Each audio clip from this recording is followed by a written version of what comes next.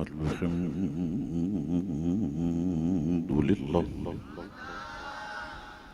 अल्हम्दुलिल्लाहि नहमदुहु व नस्तईनुहु व नस्तगफिरुहु व नुमिनु बिही व नतवक्कलु अलैहि ونعوذ بالله من شرور أنفسنا ومن سيئات أعمالنا من يهده الله فلا مضل له ومن يضلله فلا هادي له ونشهد أن لا إله إلا الله وحده لا شريك له ونشهد أن سيدنا ومولانا محمدا عبده ورسوله أرسله بالحق بشيرا ونذيرا أما بعد أعوذ بالله من الشيطان الرجيم بسم الله الرحمن الرحيم ما كان محمد أبا أحد من رجالكم ولكن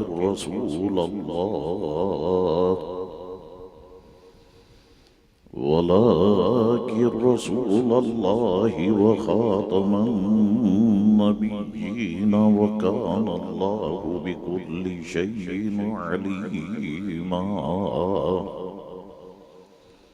صدق الله مولانا العظيم وصدق رسوله النبي الكريم الأمين إن الله وملائكته يصلون على النبي يا أيها الذين آمنوا صلوا عليه وسلموا تسليما اللهم صل على سيدنا ونبينا ومولانا محمد معدن الجود والكرم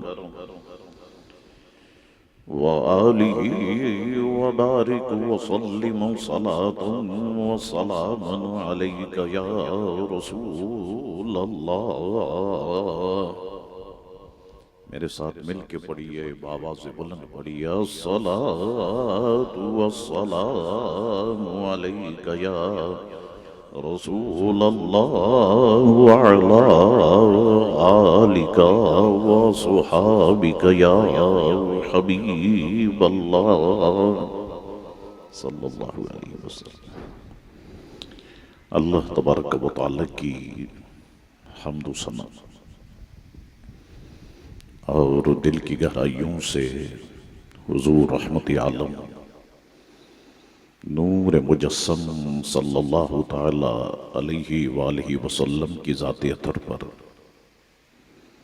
दिल की गहराइयों से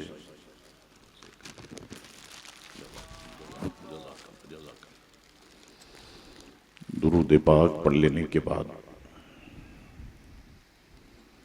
वाजिब ताज़ीम लायक तकरीम हज़रात उलमाए किराम,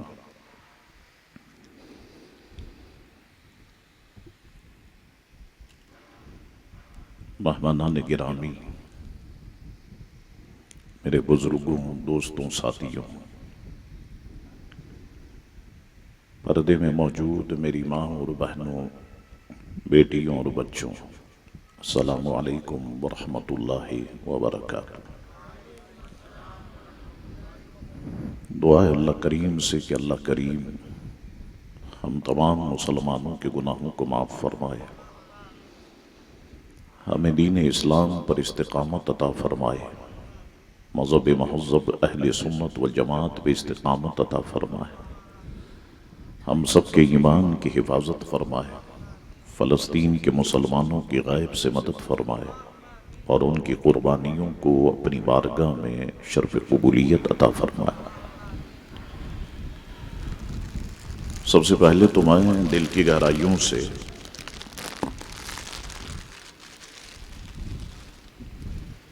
हुसैनी अलायंस के जो मेरे साथी हैं, बिलखुसूस मेराज और साद, इन दोनों साथियों को, अपने इन दोनों भाइयों को इस अजीम शान ख़त्म नबूवत कॉन्फ्रेंस के इनेकाद पर मुबारकबाद पेश करता हूँ। हुसैनी अलायंस के जितने जिम्मेदारान हैं, सबको मैं दिल की गहराइयों से इस कॉन्फ्रेंस के इनेकाद पर मुबारकबाद पेश करता हूँ। आप यकीन जानें कि इन बच्चों ने इस महफिल को सजाने में बड़ी मेहनत की है और इस महंगाई के दौर में जलसा करना कोई आसान काम नहीं है, वो भी किसी हॉल में कॉन्फ्रेंस का इनेकाद करना बहुत मुश्किल है। एक तो साउंड का पैसा बहुत ज्यादा, दूसरा फिर हॉल का किराया ज्यादा, तीसरा फिर लोगों को जमा करना, मोटिवेट करना, यहां पर लाना, ये बड़ा मुश्किल काम है। फिर जलसा करने वाले ये सोचते हैं कि यार मौलवी साहब कितने पैसे लेंगे, नात ख्वां हजरात कितने पैसे लेंगे। तो अगर आप अपनी गली में भी जलसा करना चाहें तो 2-2.5 लाख रुपया वैसे ही लग जाता है। इसलिए मैं पहले से ही कहता आ रहा था तमाम मौलवी हजरात और सना ख्वानों से कि जलसे वाले जो खुशी में दें उसे ले लो, जो खुशी से दे, तकाजा ना करो, वरना एक दौर आएगा तुम तो इन पैसों से अपने बंगले, अपने घर, अपनी गाड़ियां बना लोगे, लेकिन फिर एक वक्त आएगा कि ये महफिलें खत्म हो जाएंगी। आज आप देखें कि वही वक्त आ गया। वरना कराची भर में आप खुद अपना बचपन देखें, अपनी उम्र देखें, तकरीबन हर शहर, हमारे जो शहर हैं लांडी, कोरंगी, लियारी, खारोदर, मीठादर, जलसों की बहुतात होती थी। लेकिन आज वो सब कुछ बहुत कम होता चला गया। ये उसका नतीजा है। आज जब अहले सुन्नत वल जमात को जरूरत है काम की, तो महंगा इतना हो गया, लोगों ने रेट इतने बढ़ा दिए कि अब जब मसलक को जरूरत पड़ी, दीन को जरूरत पड़ी, तो अब वो लोग शाज और नाजिर ही दिखाई देते हैं। लेकिन बहरहाल दीन का काम है।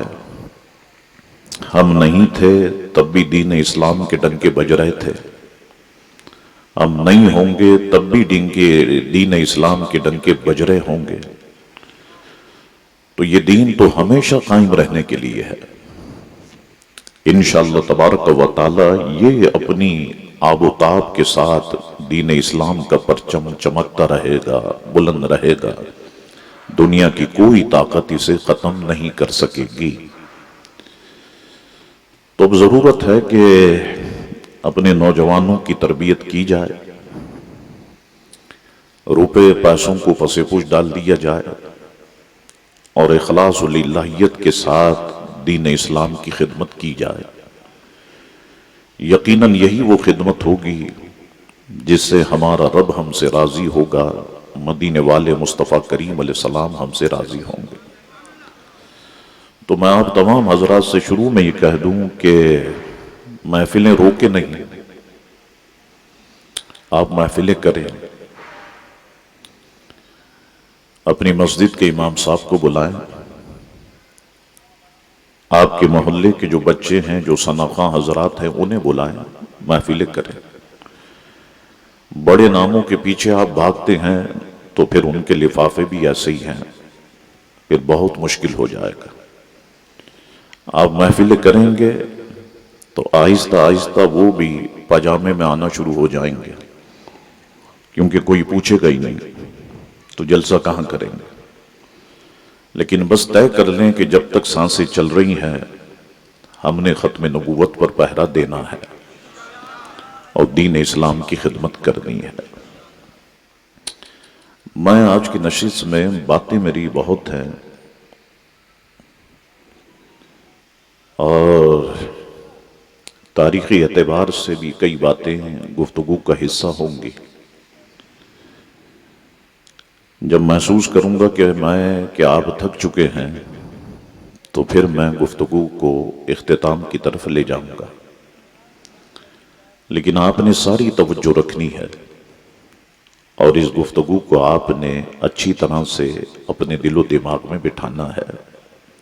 अल्लाह रब्बुल इज़्ज़त गुफ्तगू में आसानी पैदा फरमाए और मेरी ज़ुबान की हिफाजत फरमाए, गुफ्तगू को समझने की तौफीक अता फरमाए। जो आयत मुक़द्दसा मैंने क़ुतब शरीफ के बाद तिलावत की, बहुत ही मशहूर और मारूफ आयत मुक़द्दसा है। 22वां पारा सूरह अहज़ाब आयत नंबर 40 है। फरमाया गया, मा कान मुहम्मदुन अबा अहदिम मिन रिजालिकुम वलाकिन रसूलुल्लाहि व खातमुन नबिय्यीन व कान अल्लाहु बिकुल्लि शैइन अलीमा। मोहम्मद मुस्तफ़ा सल्लल्लाहु अलैहि वसल्लम तुम में से किसी मर्द के बाप नहीं, लेकिन अल्लाह के रसूल हैं और आखिरी नबी, और अल्लाह हर शय को खूब जानता है। नंबर 1 ये जहन में रखें कि खत्म नबूवत का अकीदा इस्लाम के बुनियादी अकायद में से है। हुजूर अलैहिस्सलाम के ज़ाहिरी ज़माने मुबारक से लेकर आज तक उम्मत मुस्लिमा इस अकीदे पर कायम है कि हुजूर अलैहिस्सलाम के बाद नबूवत का दरवाज़ा बंद हो गया, अब कोई नया नबी और रसूल नहीं आएगा। दूसरी ये बात ज़हन में रखें कि अल्लाह रब्बुल इज़्ज़त ने अपने महबूब अलैहिस्सलातु वस्सलाम को नूर बनाकर इस कायनात में भेजा, और हुजूर का नूर एक ऐसा नूर है जो कयामत तक बुझने वाला नहीं है। आदाई इस्लाम ने यानी दीन के दुश्मनों ने इस नूर को बुझाने की पूरी कोशिश की, पूरा जोर लगाया, अभी भी जोर लगा रहे हैं, कयामत तक ये जोर लगाते रहेंगे। लेकिन जहन में रख लो कि दुनिया की कोई भी ताकत नूर मुस्तफ़ा सल्लल्लाहु अलैहि वसल्लम को बुझा नहीं सकती, क्योंकि हुजूर अलैहिस्सलाम की हिफाजत का जिम्मा खुद अल्लाह तबारक व तआला ने लिया। फरमाया गया, युरीदूना लियुत्फिऊ नूर अल्लाहि बिअफ़वाहिहिम वल्लाहु मुतिम्मु नूरिही वलौ करिहल काफिरून। प्यारे, चाहते ये हैं कि ये तेरे नूर को बुझा दे, लेकिन तेरा रब तुझे कमाल की बुलंदियों तक पहुंचा देगा। अगरचे बुरा मनाए काफिर। तो बड़ी कोशिश की कि नूर मुस्तफ़ा सल्लल्लाहु अलैहि वसल्लम को बुझा दिया जाए, अज़मत मुस्तफ़ा को लोगों के दिलों से निकाल लिया जाए, लेकिन अल्हम्दुलिल्लाह कामयाब नहीं हुए। तीसरी ये बात जहन में रखें कि इंसानों से आबाद इस दुनिया में कई भयानक हादसात और वाक़यात रूनुमा हुए, जिनमें एक बड़ा वाकया ये है कि हुजूर अलैहिस्सलाम की आलमगीर ता अबद नबूवत और रिसालत के होते हुए भी कई ऐसे अकल के अंधे, कुन जहन और सर फिरे और इंसान नुमा जानवर पैदा हुए, जिन्होंने अपने आप को माज़अल्लाह सुम्मा माज़अल्लाह नबी के तौर पर पेश किया। और बदकिस्मती से मुसलमानों में से शैतानियत के हामिल ऐसे अफराद भी पैदा हुए कि जिन्होंने बाकायदा उस शख्स को नबी माना और उसको अपना मुक्तदा माना, जबकि कुरान मजीद वाज़े तौर पर फरमा चुका कि हुजूर अलैहिस्सलाम पर नबूवत का दरवाजा बंद कर दिया गया। और अहदीस मुक़द्दसा में हुजूर अलैहिस्सलाम ने वाज़े तौर पर इस पर बिल्कुल वाज़े गुफ्तगू फरमाई और एक एक चीज आसान करके उम्मत को समझाई। अब इस हवाले से दुनिया ने कई मनहूस चेहरे देखे, जिनमें सबसे बड़ा मनहूस चेहरा दज्जाल हिंद मिर्जा गुलाम अहमद कादियानी का है। नाम देखें आप, नाम क्या रखा? गुलाम अहमद। तो गुलाम अहमद बनना चाहिए था ना, नाम गुलाम अहमद और काम बगावत मोहम्मद। हुजूर अलैहिस्सलातु वस्सलाम से बगावत, नबूवत का ढोंग रचाया और उम्मत मुस्लिमा को पारा पारा करने की कोशिश की। लेकिन अल्हम्दुलिल्लाह हर दौर में खत्म नबूवत पर उलमाए अहले सुन्नत ने पहरा दिया। हर दौर में उलमाए अहले सुन्नत ने इस पर काम किया और उलमाए अहले सुन्नत ने किताबें तहरीर फरमाई। उलमाए अहले सुन्नत ने मुनाजरे किए। उलमाए अहले सुन्नत ने जिस तरीके से भी हो सकता था कसमा पुरसी के दौर में इस फितने को खत्म करने की कोशिश की। अल्लाह अकबर, ये उन्हीं की कोशिश है कि जिनकी वजह से आज हम लोगों का ईमान महफूज है, वरना इस पर इतना मरबूत पैमाने पर काम किया गया, आगे बातें आएंगी कि आपकी अकल जो है वो हैरान हो जाए। तो आज जरूरत इस बात की है, ये जलसे में जिसमें आप बैठे हैं कॉन्फ्रेंस में, ये इमाम अहमद रजा कॉन्फ्रेंस इसका पहले नाम रखा गया, लेकिन मैंने इनसे कहा कि इसका नाम खत्म नबूवत कॉन्फ्रेंस रखें।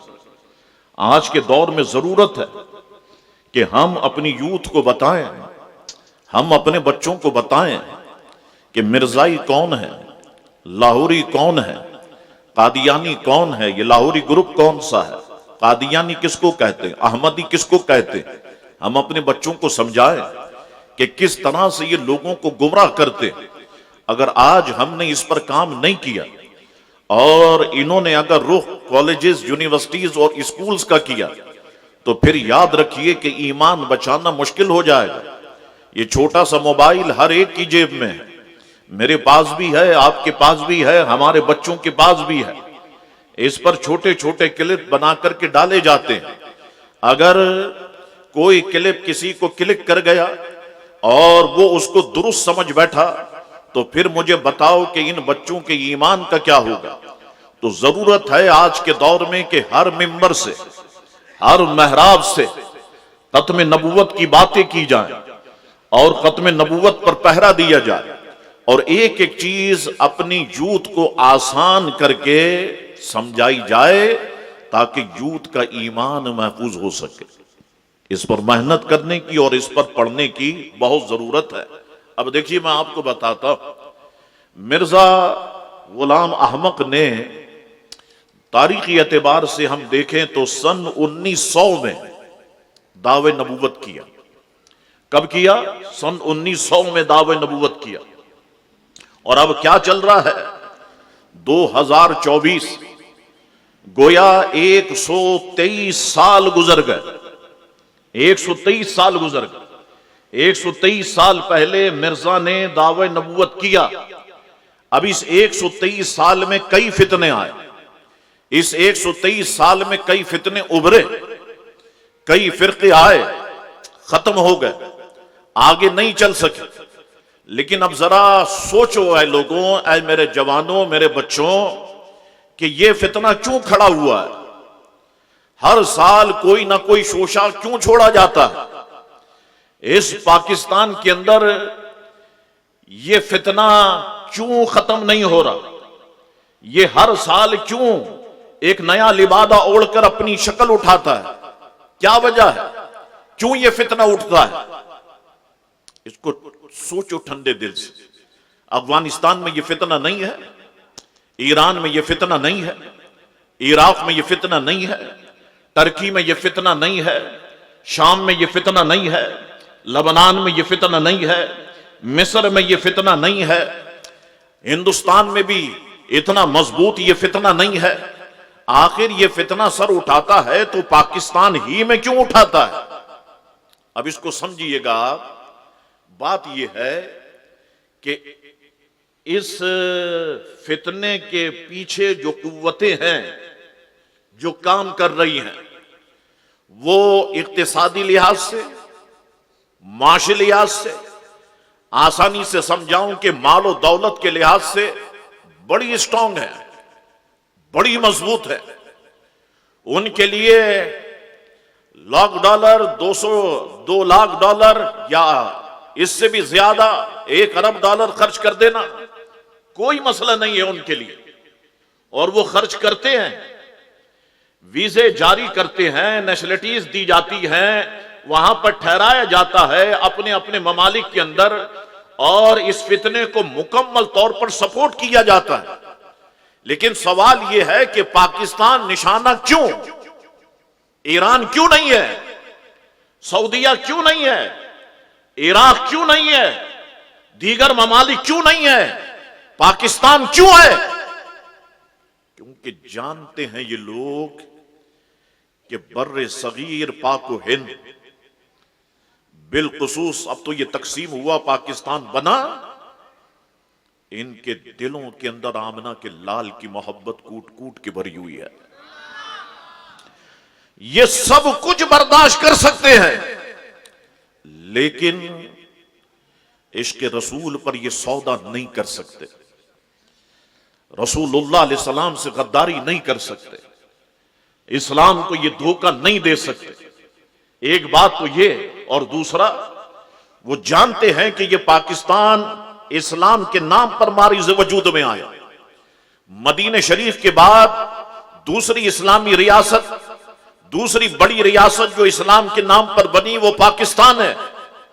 इस पाकिस्तान को खत्म करना चाहते, इस पाकिस्तान में इंतशार पैदा करना चाहते, इस पाकिस्तान में अपने लोगों के जरिए से, अपने पैसे के जरिए से आग और खून का बाजार गर्म करना चाहते हैं। अगर आप तारीख की किताबें पढ़ें तो इन्होंने कितना आग और खून का बाजार गर्म किया, और अब भी ये गर्म करना चाहते हैं। तो मैं अपने मुल्क के इदारों से कहता हूं, यकीनन इदारों के लोग यहां पर मौजूद होंगे, मैं अपने मुल्क के इदारों से कहता हूं, हम या रसूल अल्लाह कहने वाले मुहिब्बे वतन हैं। हम जहां अपने रसूलुल्लाह से मोहब्बत करते हैं, वहां हम पाकिस्तान से भी मोहब्बत करते हैं, क्योंकि ये पाकिस्तान हमारे बड़ों ने बनाया, हमारे अकाबरीन ने बनाया। तो ये फितना सर क्यों उठाता है? आप लोग इस पर तवज्जो क्यों नहीं देते? हमेशा हमेशा के लिए इस फितने को दफन कर दिया जाए, ताकि हमारे मुल्क में ये फितना सर ना उठाए। अगर आपने इस पर तवज्जो ना दी, इस पर ध्यान नहीं दिया, तो याद रखो कि ये आग और खून की होली खेलने से नहीं कतराएंगे। ये अपना काम करते करते इस नहज तक पहुंच सकते हैं। अब सोचिए, आपके 1900 में दावा किया है और 2024 चल रहा है, लेकिन हर साल ये फितना सर उठाता है, हर साल ये फितना सर उठाता है। आवाम भी सोचती है कि आखिर ऐसा क्यों है? तो इस पर मजबूत प्लानिंग के तहत काम हो रहा है। अब स्कूल, कॉलेजेस और यूनिवर्सिटीज के जो तलबा है वो पूछते हैं, शाह साहब मिर्जा को क्यों, कैसे लॉन्च किया गया, फिर मिर्जा को प्रमोट कैसे किया गया?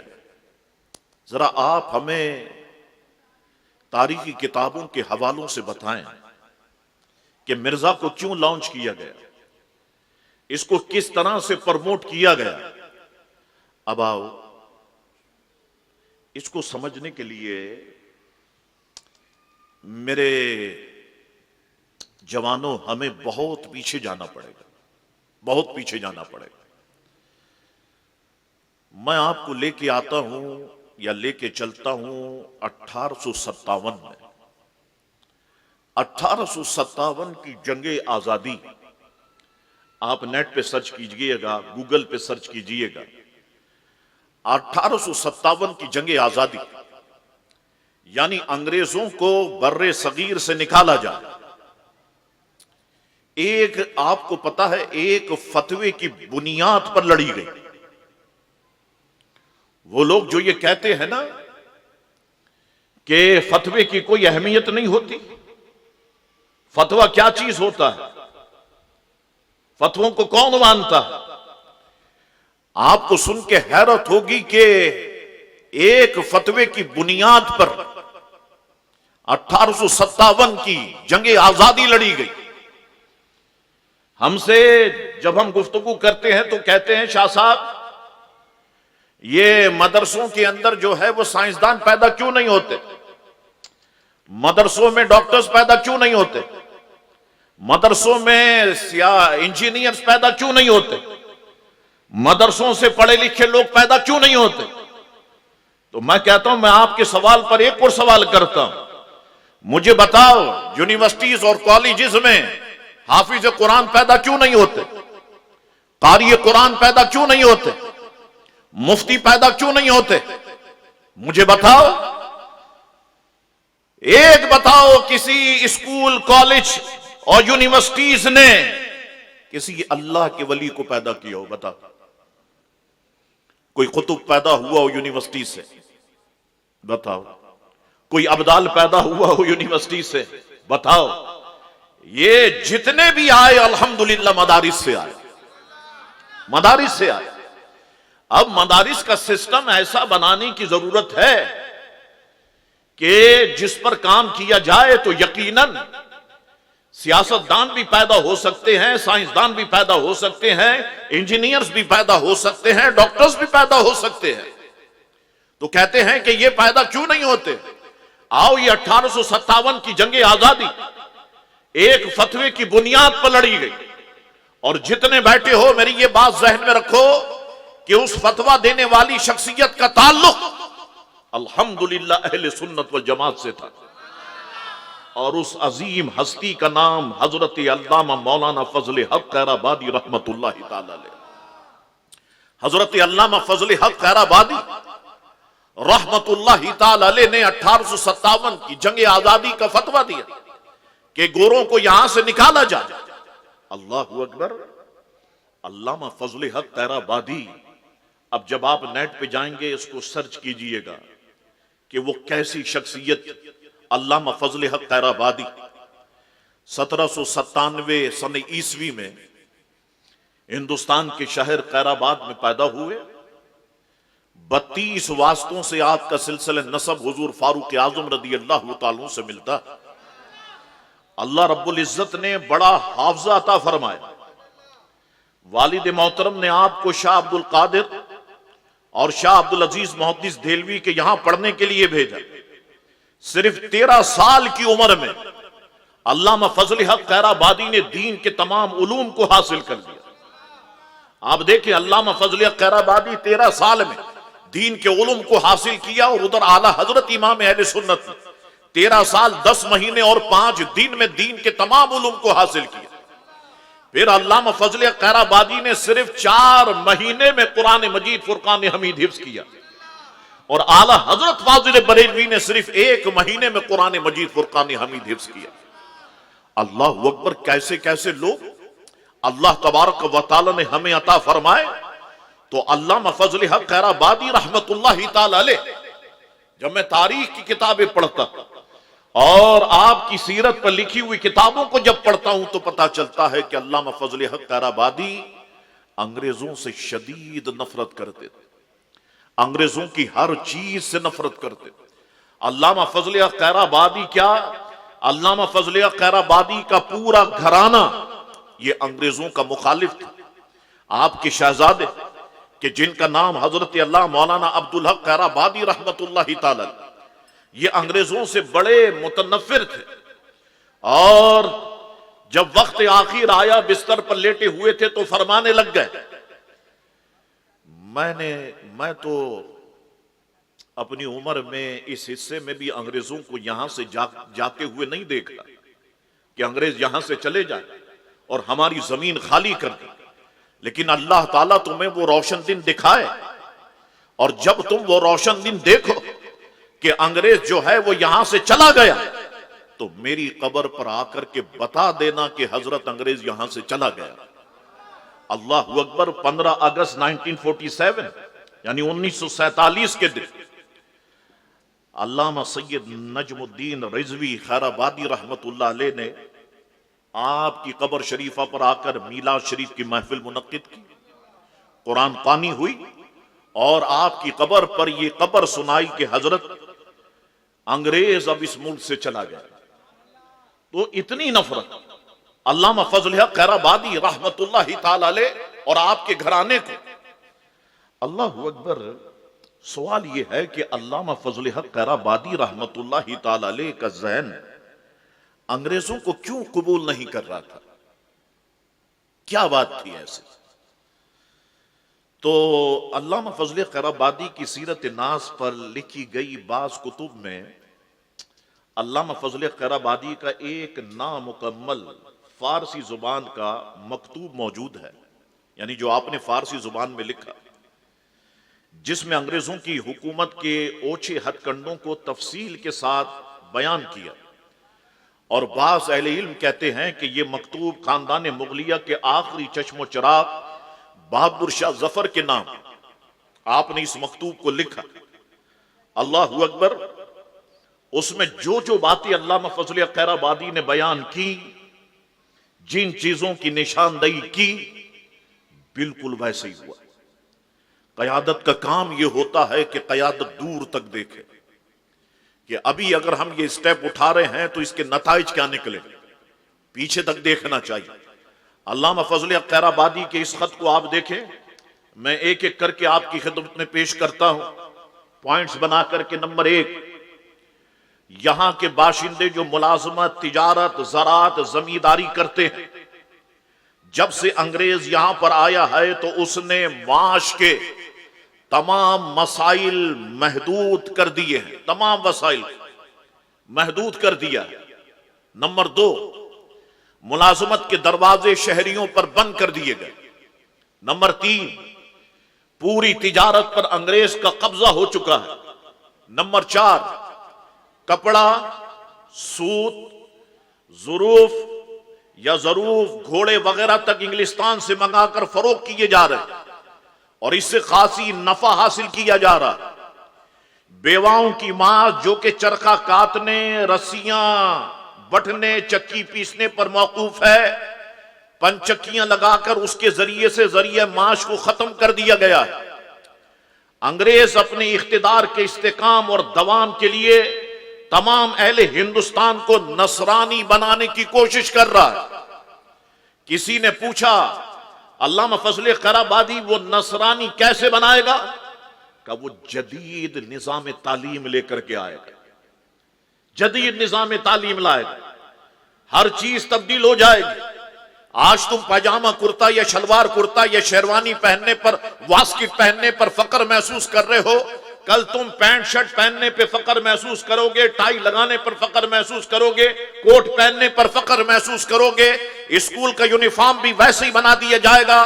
तुम्हारे बच्चों का जहन तब्दील किया जाएगा, इसे ब्रेन वॉश कर दिया जाएगा, मदारिस से नफरत पैदा कर दी जाएगी, मदारिस से दूर कर दिया जाएगा। क्या जरूरत है कुरान मजीद हिफ्ज करने की? क्या जरूरत है दीनी किताबें पढ़ने की? क्या जरूरत है फिक्र की किताबें पढ़ने की? अपनी मर्जी से अपनी जिंदगी गुजारो, क्या जरूरत है ऐसा करने की? ये अंग्रेज करेगा। आवाम को मजबूर और अपना दस्ते निगर बनाने के लिए हिंदुस्तान की तमाम अजनास और गल्ले को खरीदेगा ताकि माश के जराए मफकूत हो जाएं और लोग हमसे अजनास और गल्ला खरीदने पर मजबूर हो जाएं। आखिरी बात कहता हूं, आखिर में लिखा मेरी निगाहें देख रही हैं, यह है क़यादत की अजमत। मेरी निगाहें देख रही हैं, एक वक्त आएगा कि अंग्रेज सिखों और हिंदुओं को खरीदने में कामयाब हो जाएगा, मुसलमानों के खून से होली खेली जाएगी, मस्जिदें ढा दी जाएंगी, जो बचेंगी उनमें अजान और नमाज पर पाबंदी लगा दी जाएगी, मुसलमान औरतों को कैदी बना दिया जाएगा, फिर उन्हें लौंडियां बनाकर बाजार में फरोख्त किया जाएगा। ये वजह है कि मैं अंग्रेजों से नफरत करता और मेरा पूरा खानदान अंग्रेजों से नफरत करता है। जैसा अल्लामा फजल हक खैराबादी ने कहा, खुदा की कसम तारीख की किताबें उठाओ, वैसा ही हुआ। मैं बताता हूं आपको, फतवा जिहाद जारी किया, 4 माह से ज्यादा जिहाद जारी रहा, मुसलमान अपनों की गद्दारी और गैरों की साजिश का शिकार होकर जंग हार गए, अंग्रेज सिखों को खरीदने में कामयाब हो गया, हिंदुओं की अक्सरियत बदलते हुए हालात को देखकर अंग्रेजों की वफादार बन गई। नताइज क्या निकले?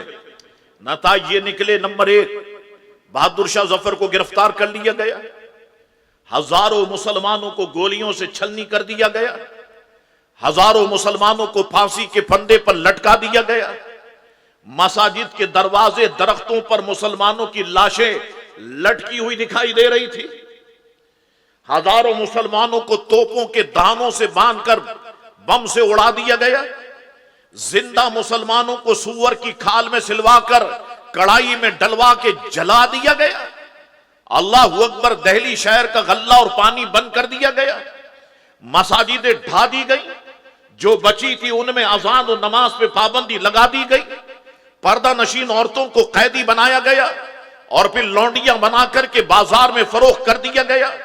मुसलमान खवातीन की इज्जतों पर हमले हुए तो खवातीन ने डूबकर और खुदकुशी करके अपनी इज्जतों को बचाया, लूट मार की इंतहा कर दी गई, मुसलमानों की जागीरें लूट ली गई, माल लूट लिया गया, मवेशी लूट लिए गए, जेवरात लूट लिए गए, हत्ता के मुसलमानों ने जो कपड़े पहने हुए थे उसे भी मुसलमानों के जिस्मों से उतार दिया गया। अल्लाहू अकबर, तमाम आलमी कवानीन को बसे पूछ डाल दिया गया, खुद ही कातिल, खुद ही मुंसिफ और खुद ही शाहिद, सब कुछ खुद बन गए। और अल्लामा फजल खैराबादी और वो मुसलमान के जिन्होंने जिहाद में हिस्सा लिया, कैद कर दिया गया, जजीरा एंड डिमांड की सजा सुना दी गई। इसको गूगल पे सर्च कीजिएगा, काला पानी जजीरा एंड डिमांड, उसकी सजा सुना दी गई। अल्लाहू अकबर। अब देखें आप, अब उलमा की जमात जब गिरफ्तार हुई और जजीरा एंड डिमांड पहुंची, अल्लाहू अकबर, अब इसमें मुनीर शिकवाबादी थे, मुफ्ती इनायत अहमद काकुरवी थे, इसमें मजहर करीम दरियाबादी थे, अल्लामा फजल खैराबादी थे। अब जजीरा एंड डिमांड की सजा और उलमा की अक्सरियत मौजूद है। अब इल्मी महफिलें लगना शुरू हो गई, इल्मी महफिल। मैं आपको बताऊं, मुफ्ती इनायत अहमद काकुरवी अलैहि रहमान, इल्म सीगा जो दरस निज़ामी में दूसरे या तीसरे दर्जे में पढ़ाई जाती है, इल्म सीगा आज भी पढ़ाई जाती है, किसी भी मसलक का मदरसा हो पढ़ाई जाती है। ये किताब जजीरा एंड डिमांड में मुफ्ती इनायत अहमद काकुरवी ने तहरीर फरमाई। उस जगह पर तारीखे हबीबुल्लाह वहीं पर लिखी गई। अल्लामा फजल खैराबादी ने कई किताबें जजीरा एंड डिमांड में जो है वो तहरीर फरमाई। मुसलमानों पर इस जगह पर जो जुल्म सितम ढाए गए, मैं सिर्फ हवाला देता हूं, असौरतुल हिंदिया मुताला फरमाए। जो मुसलमानों पर जुल्म सितम हुए उसे अल्लामा फजल खैराबादी रहमतुल्लाहि ताला अलैह ने वाज़े तौर पर एक एक चीज को बयान किया। अब देखिए आप, अंग्रेज जंग जीत गया, मीर जाफर, मीर सादिक जैसे लोग हर दौर में मुसलमानों में मौजूद रहे, ये गद्दार मौजूद रहे। अब मैं आपको एक चीज बताता हूं, इसे जहन में रखना। अंग्रेज बड़ा होशियार है, अंग्रेज बड़ा अक्लमंद है।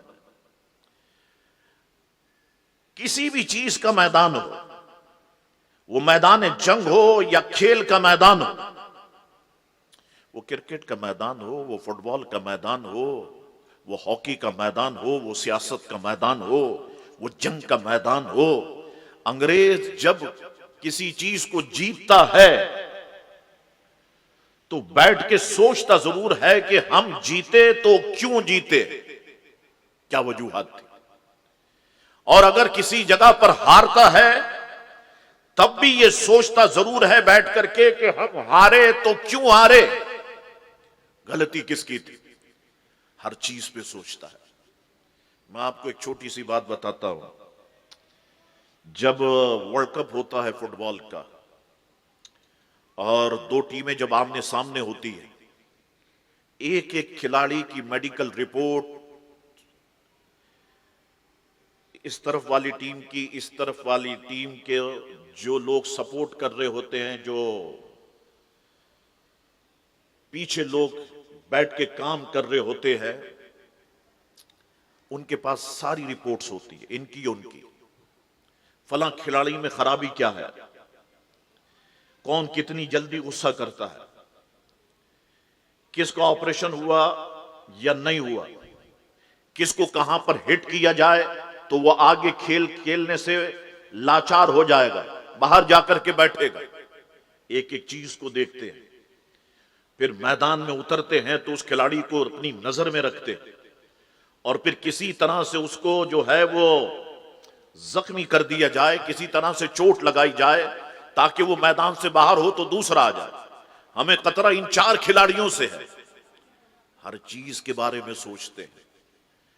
अब ये जंग तो जीत गए, जंग आजादी 1857 की। अब ये सर जोड़ करके बैठे और आपस में ये सोचने लगे कि वो कौन सी चीज ऐसी है जो यकदम मुसलमानों को एक प्लेटफॉर्म पे जमा कर देती है। वो क्या चीज है जो मुसलमानों को मुत्तहिद कर देती है। हम बिखेरने की कोशिश करते हैं, फिरके बनाते हैं, पैसा खर्च करते हैं, लेकिन कोई चीज ऐसी है जो दोबारा से इन्हें एक प्लेटफॉर्म पे लाके खड़ा कर देती है। सोचो, बड़े बड़े मुदब्बिर बैठे, सियासतदान बैठे, मेंबरान पार्लियामेंट बैठे, सारा दिमाग बैठा, क्या किया जाए ऐसा। इस चीज को पता तो करो कि कौन सी चीज ऐसी है, जरा डिस्कस करें इस पर। आपको सुन के हैरत होगी, कई बार सोचने के बाद इस नतीजे पर पहुंच गए कि वो सिर्फ और सिर्फ आमना के लाल प्यारे मुस्तफा करीम अलैहिस्सलाम की मोहब्बत है जो बिखरे हुए मुसलमानों को एक प्लेटफॉर्म पे जमा कर देती है। सारा थिंक टैंक इस नतीजे पर पहुंच गए। और मैं आज आपसे कहता हूं मुसलमान, अगर पाकिस्तान के सारे मुसलमानों को कोई चीज एक प्लेटफॉर्म पे जमा कर सकती है, वो खत्म नबूवत है। हर फिरका काम करेगा, हर शख्स काम करेगा हुजूर की खत्म नबूवत के लिए। ये चीज मुसलमानों को एक जगह पर जमा करती है। अच्छा, अब क्या किया जाए, इस चीज को मुसलमानों के दिलों से कैसे निकाला जाए। अब इन्होंने एक डेलीगेशन तरतीब दिया, क्योंकि पीछे थिंक टैंक काम कर रहा था। एक डेलीगेशन बनाया, सियासतदान रखे, उसमें मुदब्बिर रखे, उसमें पार्लियामेंट के लोग रखे, उसमें बड़े पढ़े लिखे बाशऊर लोग रखे। कहा जाओ जरा दौरा करो हिंदुस्तान का, बर्रे सगीर का, ये पाक व हिंद तो सब एक ही था, दौरा करो, 1 साल तक के लिए दौरा करो, और फिर हम एक कन्वेंशन बुला लेंगे, इजलास बुला लेंगे, आ जाना, और फिर हमें बताना ये जो प्यारे मुस्तफा करीम अलैहिस्सलाम की मोहब्बत है ये दिलों से कैसे निकाली जा सकती है, इसका हल पेश कर। आपको सुन के हैरत होगी 1869 1869 सन ईस्वी में इंग्लिस्तान से एक वफ्द जो इन सारे लोगों पर मुश्तमिल था, उसने हिंदुस्तान का दौरा किया। इंटेलिजेंस रिपोर्ट्स मुलायजा फरमाई, मुलायजा की, सियासी हालात का तकाबली जायजा लिया, मुताला किया। फिर एक साल के बाद 1870 में लंदन में एक कॉन्फ्रेंस बुलाई गई, जिसमें हिंदुस्तान की नुमाइंदा मशीनरी को भी शिरकत की दावत दी गई। बरतानवी कमीशन और मशीनरी की तरफ से हिंदुस्तान में मजहबी तकरीबकारी के प्रोग्राम की अलग अलग रिपोर्ट पेश की गई। ये सारी इंटरनेट पर मौजूद है। The arrival of British Empire in India के नाम से आप इसका मुताला कर सकते हैं। उसको शाया किया गया। अब इस रिपोर्ट में क्या कहा गया, उसको जरा गौर से सुनना।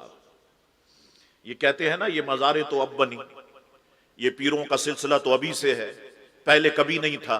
अंग्रेज की रिपोर्ट में क्या कहा गया? कहा गया मुल्के हिंदुस्तान की आबादी की अक्सरियत पीरों और रूहानी पेशवाओं की मानने वाली है। क्या कहा गया? हिंदुस्तान की आबादी की अक्सरियत पीरों और फकीरों की मानने वाली है। गोया उस वक्त वहाबियत नहीं थी, अल्हम्दुलिल्लाह सुन्नियत मौजूद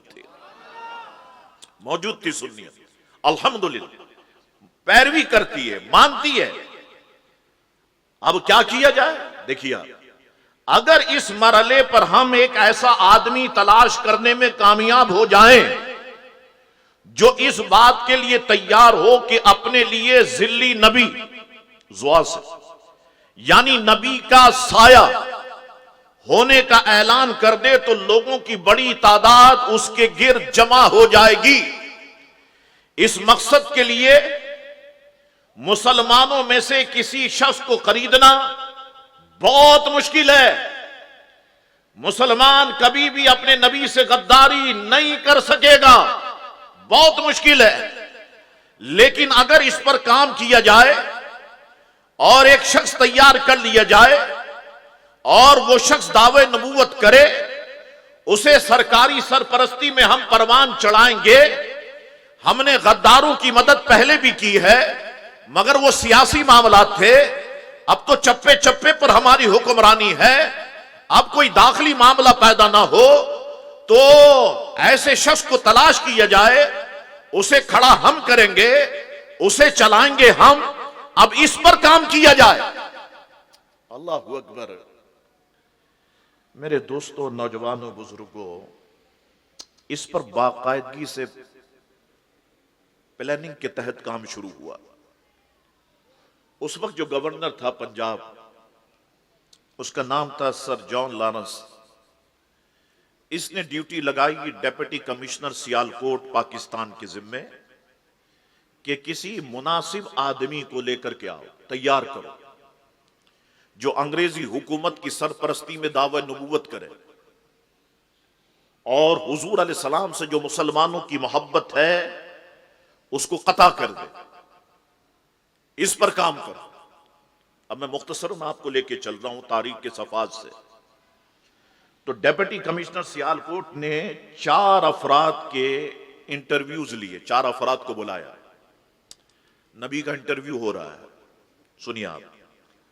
4 अफराद को बुलाया, सवालात और जवाबात हुए। उनमें मिर्जा को सिलेक्ट किया गया। अब एक सवाल है कि मिर्जा ही को सिलेक्ट क्यों किया गया, उन 3 को रिजेक्ट कर दिया गया, क्या वजह थी? का वजह यह थी कि मिर्जा का खानदान पहले ही से, शुरू ही से अंग्रेजों का वफादार चला आ रहा था। जब 1857 की जंग आजादी लड़ी गई तो मिर्जा ने खुद कहा, अपनी किताबों में एतराफ किया कि 1857 की जंग आजादी में हमारे घर वालों ने अंग्रेजों की 50 घोड़ों से मदद की। खुद इसने इसका एतराफ किया। तो अंग्रेजों का वफादार था, इसलिए मिर्जा को मुंतखब कर लिया गया। अब यहां तक आपने गुफ्तगू मेरी समात फरमाई। 12:56 हो चुके हैं। अगर आप कहते हैं तो मैं गुफ्तगू बंद कर देता हूं अब। बोले आप अल्लाह। लेकिन दोस्तों ये देखो, ये सीखना बहुत जरूरी है, ये जानना बहुत जरूरी है। मैं चाहता हूं कि हमारे बच्चे बच्चे के दिलो दिमाग में ये बात हो, वो अच्छी तरह से समझे। अब मैं मिर्जा का तारुफ आपके सामने पेश करता हूं, जरा इसको भी आप सुनिएगा। मिर्जा 1839 सन ईस्वी में पैदा हुआ, 1839 में मुत्तहदा पंजाब के डिस्ट्रिक्ट गुरदासपुर के एक छोटे से कस्बे कादियान में पैदा हुआ। इसका खानदान मुगल बादशाह बाबर के साथ हिंदुस्तान आया था, मौरिखीन कहते हैं, और उसी खानदान से इसका ताल्लुक था। मिर्जा के बाप का नाम गुलाम मुर्तजा था, वो तबीब थे। ख्वाहिश ये थी कि मेरा बेटा आला तालीम हासिल करे और बरतानवी हुकूमत में कोई सरकारी ओहदे पर बैठ जाए। मिर्जा ने इब्तिदाई तालीम कादियान में हासिल की, अरबी और फारसी पर महारत हासिल की। ज्यादातर मजहबी किताबें ही पढ़ता था, उसे जदीद अंग्रेजी तालीम की तरफ उसने कभी भी तवज्जो नहीं दी। मिर्जा ने सियालकोट के अंग्रेज डिप्टी कमिश्नर के दफ्तर में बतौर जूनियर क्लर्क मुलाजमत इख्तियार की। ये मिर्जाइयों का नबी है, जूनियर क्लर्क की मुलाजमत हासिल की, जहां उसे 15 रुपए माहाना तनख्वाह मिलती थी। तकरीबन 4 साल तक उसने ये मुलाजमत की। 1885 में उसने मुलाजमत को छोड़ दिया। कुछ अरसे के बाद उसने दावा किया कि उसे कुछ आवाजें सुनाई देती हैं। फिर आगे बढ़ा। बाज बातें मैं दोहराऊंगा ताकि आपके दिमाग में बैठ जाए, बाज बातें ऐसी आएंगी। 40 साल की उम्र में उसने अपनी किताब बराइन अहमदिया शाया की। 1889 4 मार्च 1889 में उसने ऐलान किया कि उसे अल्लाह की तरफ से इल्हाम हुआ है कि वो बेअत लेने का आगाज करे। सिर्फ 2 साल के बाद 1891 में उसने दावा किया कि माज़अल्लाह वो मसीह है और वो ही महदी है। फिर उसने दावा किया कि उस पर वही आती है और वो मौजज़ात सादिर कर सकता है, मुर्दे को जिंदा कर सकता है, जिंदे को मुर्दा कर सकता है, और अपनी दुआ से किसी भी मुखालिफ को मौत की नींद सुला सकता है। 1904 में मिर्जा ने कृष्ण के अवतार, आप कहेंगे अब ये क्या बला है, तो ये लुगत में मैंने देखा, इसका माना है देवताओं का दुनिया में बशक्ल इंसान इस्लाह के लिए आना। कृष्ण के अवतार होने का दावा किया, साथ ही कहा कि वो खुद माज़अल्लाह हजरत ईसा है जो दोबारा जमीन पे नाजिल हो चुका है। फिर उसने माज़अल्लाह अपने आप को हुजूर अलैहिस्सलाम का बुरूस कहते हैं पोशीदगी के बाद जाहिर होना, करार देते हुए फिर मिर्जा ने दावे नबूवत किया। मिर्जा का शैतानी खेल ज्यादा अरसे नहीं चला। 1900 में दावे नबूवत किया, ज्यादा अरसे नहीं चला। मिर्जा 1908 में बाथरूम में इबरतनाक मौत मर गया। मिर्जा मर गया, बाथरूम में इबरतनाक मौत मिर्जा मरा। अब क्या हुआ साहब, इसके पैरोकारों ने फिर एक फिरके की शक्ल इख्तियार की और एक नाइब बनाया जिसको ये अपनी जुबान में खलीफा कहते हैं। माज़अल्लाह, जैसे हम कहते हैं ना खलीफा अव्वल हुजूर अबू बकर सिद्दीक, खलीफा दोम हुजूर फारूक आजम, इस तरह इन्होंने भी इसी चीज को जारी रखा, खलीफा कहते हैं। अच्छा, नाइब बनाया। अब इसका नाम क्या था? इसका नाम था मौलवी नूरुद्दीन। ये था सबसे बड़ा फितना। मैं आपको आगे चल के बताता हूं। ये खलीफा भी ज्यादा अरसे नहीं चला। 1914 में यह भी ठिकाने लग गया तो पैरोकारों की तादाद ने मिर्जा गुलाम अहमद के बेटों से अलग होकर लाहौर में अपनी एक अलहदा जमात बना डाली जो लाहौरी ग्रुप के नाम से मशहूर है। पहले साथ थे, जब मौलवी नूरुद्दीन मर गया तो यह दूसरा ग्रुप बन गया लाहौरी ग्रुप। अक्सरियत कादियान में रही और मिर्जा के खानदान के साथ वाबस्ता रही। उन्होंने मिर्जा के 25 साल बेटे मिर्जा बशीरुद्दीन महमूद को खलीफतुल मसीह सानी चुन लिया। अल्लाहु अकबर। इसकी 40 साल खिलाफत ही में इस फिरके या तहरीक ने मौजूदा सूरत इख्तियार की जिसे जमात अहमदिया कहा जाता है। इनकी अपनी बातों के मुताबिक, जो मैंने इनकी किताबें खंगाली, इनकी तकरीबन आधी तादाद पाकिस्तान में है, बाकी हिंदुस्तान में है, अफ्रीका में है, कुछ पैरोकार बरतानिया में है, यूरोप के ममालिक में है। अब इस तंजीम को चलाने का तरीकाकार क्या है यह भी मैं आपको बताऊं। तमाम मेंबरान पर माहाना चंदा वाजिब है। क्या है? वाजिब, जो उनकी आमदनी का 1/4% होता है। इसके अलावा मेंबरान पर मुख्तलिफ चंदे वाजिब हैं जो बाकायदा वसूल किए जाते हैं। जमात का अपना एक अंदरूनी अदालती निजाम मौजूद है। इनकी अपनी अदालत है जो लगती है, कभी आपने सुना, लेकिन इनकी किताबें पढ़े तो आपके सामने आएगी बात। अदालती निजाम है, एक मजलिस मुशावरत है और एक मरकजी सेक्रेटेरिएट है। जमात का सरबराह, मैंने आपसे कहा, खलीफा कहलाता है जिसके हाथ में जमात की बागदौड़ होती है। मौजूदा जो सरबराह है उसका नाम मिर्जा मसरूर है। इन्होंने लंदन में एक जगह खरीदी और उस जगह का नाम इस्लामाबाद रखा। इनका अपना एक टीवी चैनल है। सैटेलाइट पर जब आप जाएंगे तो इनका टीवी चैनल वहां पर आपको दिखाई देगा। इनका टीवी चैनल है।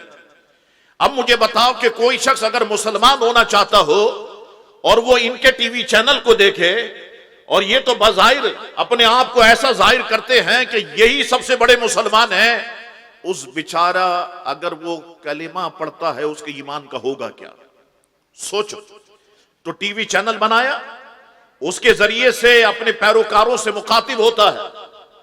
मौजूदा शक्ल की कादियानी तहरीक ये बशीरुद्दीन महमूद की तरतीब करदा है। इसने तहरीक को जो नज़म दिया वो भी मैं आपको बताता हूं। 4 बुनियादी बातों का ख्याल रखा जाए। वाज़े तौर पर इसने कहा, बानी सिलसिला से वाबस्तगी होनी चाहिए, सरबराह जमात से वाबस्तगी होनी चाहिए, अकीदे से वाबस्तगी होनी चाहिए, जमात से वाबस्तगी होनी चाहिए। मिर्जा बशीरुद्दीन महमूद ने कादियानियत की तालीमात 1924 में शाया की। ये तालीमात इनकी किताब अहमदियत या ट्रू इस्लाम और इनकी तफसीर कबीर और तफसीर सगीर में मौजूद है। ये तफसीर सगीर का नाम आप सुन रहे होंगे, बार बार आ रहा है। ये सुप्रीम कोर्ट का जब फैसला आया बार बार आ रहा है, इसमें मौजूद है। यही असल कादियानियत का स्टैंडर्ड है। अच्छा साहब, अगर आज कोई शख्स कादियान का कबूल करता है तो उसे सरबराह जमात के सामने ये अल्फाज अदा करने पड़ते हैं। गौर से सुनना, जो बातें मैं कह रहा हूं, जो इनका स्टैंडर्ड है वो मैं आपको बताता हूं। क्या करना पड़ता है सरबराह जमात के सामने? मैं गवाही देता हूं अल्लाह एक है, वही इबादत के लायक है। मैं इस्लाम के अहकामात पर अमल करने की पूरी कोशिश करूंगा या करूंगी। मैं आपके सरबराह जमात के अहकामात पर जो भी आप देंगे अमल करूंगा या करूंगी। अब गौर से सुनना, मैं नबी हजरत मोहम्मद सल्लल्लाहु अलैहि वसल्लम को खातमुन नबीयीन मानता हूं। अब अगर किसी कादियानी से आपकी बहस हो, पहले तो याद रखना अकेले बहस नहीं करना, जितने बैठे। अगर बहस की बात करें तो उलमा की जमात अपने साथ रखना, क्योंकि ये बड़े झूठे, बड़े मक्कार, दगाबाज हैं। ये 10 मिनट 15 मिनट में तुम्हारा ईमान उछक लेंगे, और जब कभी बहस करना, मुनाजरा करना तो मिर्जा की गालियों पर करना, जो उसने मुसलमानों को गालियां दी है। आप जब मौजू ये रखेंगे, मिर्जाई कभी भी आपके सामने नहीं बैठेगा, ये मेरी बात समझ लो, तजुर्बे की बात। यहां तक तो ये बयान कर दिया कि मैं नबी हजरत मोहम्मद सल्लल्लाहु अलैहि वसल्लम को खातमुन नबीयीन मानता हूं।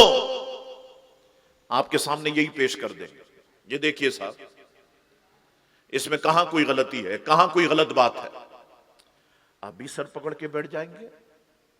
हाँ यार, जब ये खुद कह रहे हैं कि मैं नबी हजरत मोहम्मद सल्लल्लाहु अलैहि वसल्लम को खातमुन नबीयीन मानता हूं, तो बात खत्म।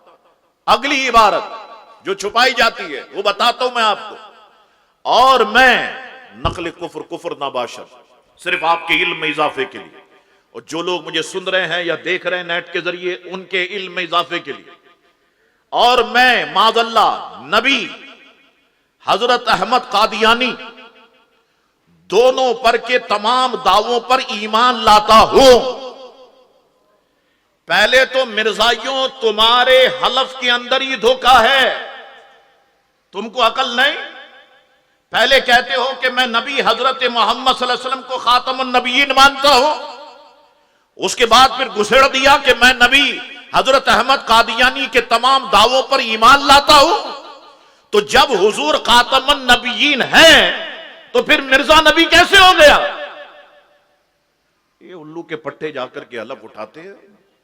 जिन लोगों को उन ममालिक की नेशनलिटी चाहिए, ये अपने आप को कादियानी जाहिर करते हैं, और जाकर के एम्बेसी में कहते हैं हम पर जुल्म हो गया। वहां जाकर के असाइलम लेते हैं, हम चूंकि कादियानी हैं, हमें मार दिया जाएगा पाकिस्तान में, हमें कत्ल कर दिया जाएगा, और उसके लिए पैसा इस्तेमाल करते हैं। मलाला को इस्तेमाल किया। नेट के ऊपर जाएं, किताब का नाम आई एम मलाला, उसमें देखें। मलाला ने उसमें कहा कि पाकिस्तान में मुसलमानों का एक गिरोह ऐसा है जो अपने आप को मुसलमान कहता है, लेकिन मुसलमान उसे मुसलमान नहीं मानते। उसको इस्तेमाल किया। दूसरा, वो हिंदुस्तान का क्रिकेटर जो अभी मजाहिया शो में दिखाई देता है, सिद्धू, उसको इस्तेमाल किया। आपको वीडियो मिल जाएंगी यूट्यूब पर। यह है मिर्जाइयों का हलफनामा जो मैंने आपके सामने रखा। अल्लाह अकबर। आगे बढ़ता हूं मैं। मिर्जा गुलाम अहमद 1908 में जब मरा तो मौलवी नूरुद्दीन उसका खलीफा बना। उस वक्त अब ग्रुप एक रहा।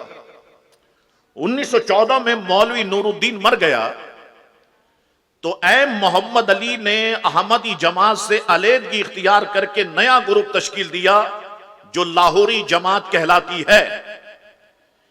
जमात अहमदिया से लाहौरी ग्रुप का बुनियादी इख्तिलाफ यह है, सुनिएगा, हो सकता है कोई लाहौरी आपसे टकरा जाए, कि वो मिर्जा को नबी नहीं मानते। ये कहते हैं हम मिर्जा को नबी नहीं मानते। इनका मौकिफ है कि मिर्जा ने भी नबूवत का दावा नहीं किया था।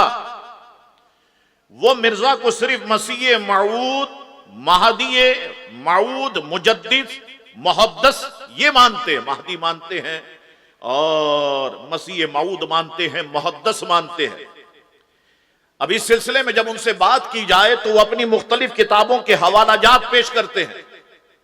मसलन इजाला ओहाम नेट पे मौजूद है, निशान आसमानी नेट पे मौजूद है, आईना कमालात इस्लाम नेट पर मौजूद है।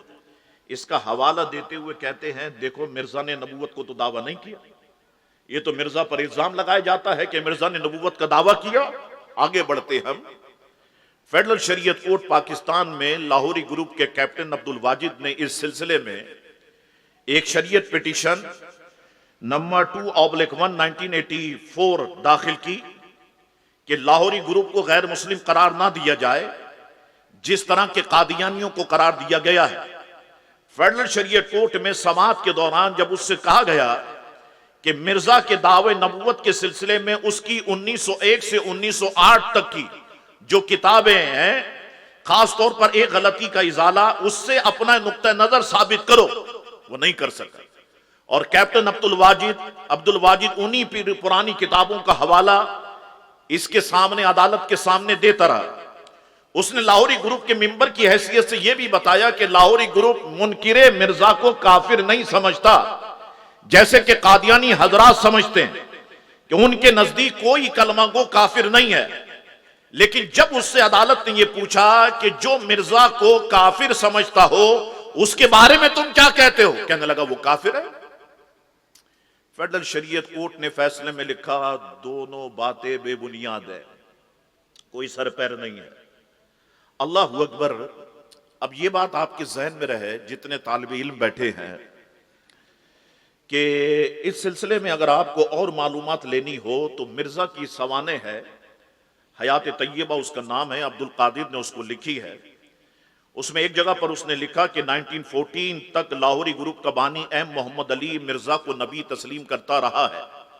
आगे जाकर के सफ़ा 300 पर लिखा कि एम मोहम्मद अली के अखबार पैगाम सुलह बतारीख 16 अक्टूबर 1913 का एक इख्तिबास दर्ज किया कि हम हजरत मसीह मऊद महदी मऊद को इस जमाने का माजल्ला नबी रसूल और नजात दहिंदा मानते हैं।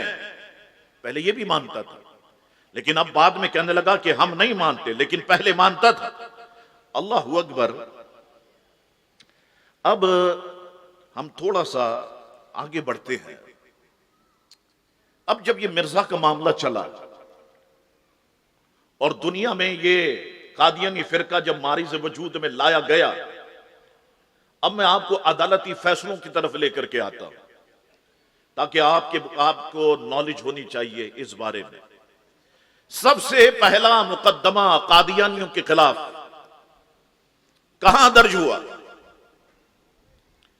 मॉरिशस में दर्ज हुआ। अफ्रीका में एक जगह मॉरिशस बहुत खूबसूरत जगह है, मैं गया नहीं हूं लेकिन मैंने सुना है। मॉरिशस की अदालत में 25 फरवरी 1919 मुकदमा दायर किया गया। मॉरिशस में रोजबल एक मस्जिद पर कादियानियों ने कब्जा करके मुसलमानों को नमाज पढ़ने से रोक दिया। कब्जा इन्होंने किया। ये दुनिया में जो ढंडोरा पीटते हैं ना, हम पे जुल्म किया जाता है, हम पे जुल्म किया जाता है, ये हम मुसलमानों पे जुल्म करते हैं। अब इनके खिलाफ अगर बोलेंगे तो ये सफीरों को खत लिखते हैं, कौंसलेट को खतूत लिखते हैं, साहब ये मौलवियों को हमारे मुल्क में इधर दाखिल नहीं होने देना, अपने मुल्क में नहीं लाना, ये इस तरह की बातें करते हैं। तो कई उलमा हमारे ऐसे हैं कि जिनके वीजे कैंसिल कर दिए गए, ऐसे हैं कैंसिल कर दिए गए। तो ये सारा काम बैकडोर चैनल इनका ये करता है। अल्लाह तबारक व तआला महफूज फरमा। अच्छा साहब, मुसलमानों को नमाज पढ़ने से रोक दिया गया। अब सुनिए जरा आगे। आबादी में तकरीबन 500 मुसलमान थे और कादियानी कितने थे? सिर्फ 12। 500 मुसलमान आबादी में, कादियानी कितने? सिर्फ 12। वो ऐसे फुसफुसे मुसलमान, सिर्फ 12 आ गए और मस्जिद पे कब्जा कर लिया। 500 कुछ नहीं कर सके। अल्लाह अकबर। क्या ऐसा मुमकिन है कराची में? मैं आपसे पूछ रहा हूं। पाकिस्तान में मुमकिन है ऐसा? नहीं मुमकिन है। क्यों मुमकिन नहीं है? इसलिए कि यहां अली के शेर रहते हैं। अल्लाह अकबर। रोजबल की मस्जिद मुसलमानों ने तामीर की थी। अब मुसलमान जो दुनिया में रहते हैं ना, ये पीसफुल रहना चाहते हैं, तो वो लड़ाई झगड़ा हो सकता है ना किया और चलो हम अदालत का सहारा लेते हैं। आइए अदालत का हाल देख लीजिए। रोजबल की मस्जिद मुसलमानों ने तामीर की। सुन्नी हनफी मसलक के लोग इसमें नमाज पढ़ते थे। कादियानियों ने इस पर कब्जा करके अपने मजहब के इमाम के पीछे नमाज अदा करना शुरू कर दी। मुसलमानों ने 26 फरवरी 1919 को मॉरिशस की अदालत में मुकदमा दायर किया, जो आला अदालत तक पहुंचा। मुसलमानों का मौकिफ था कि मस्जिद उन्होंने तामीर की थी और वही इसमें मुसलसल नमाज पढ़ते रहे थे। अब इस पर कादियानियों ने नाजायज कब्जा जमा लिया है, जिनका ताल्लुक मिल्लत इस्लामिया से नहीं है, इन्हें मस्जिद से निकाला जाए। तफसीली बहस जारी रही। कितने साल जारी रही? 8 साल तक दोनों फरीक अपना मुकदमा पेश करते रहे।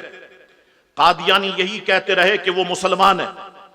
बिल आखिर 19 नवंबर 1927 को मुकदमा दायर हुआ 1919 में। 1927 को चीफ जज ने यह फैसला सुनाया कि अदालत इस नतीजे पर पहुंची है कि कादियानियों को यह हक हासिल नहीं कि वो रोज बल मस्जिद में अपनी पसंद के इमाम के पीछे नमाज अदा करें। इस मस्जिद में सिर्फ मुद्दई मुसलमान नमाज अदा कर सकेंगे, क्योंकि अपने एतकादात की रोशनी में मुसलमान अलग उम्मत है और कादियानी एक अलग गिरोह है।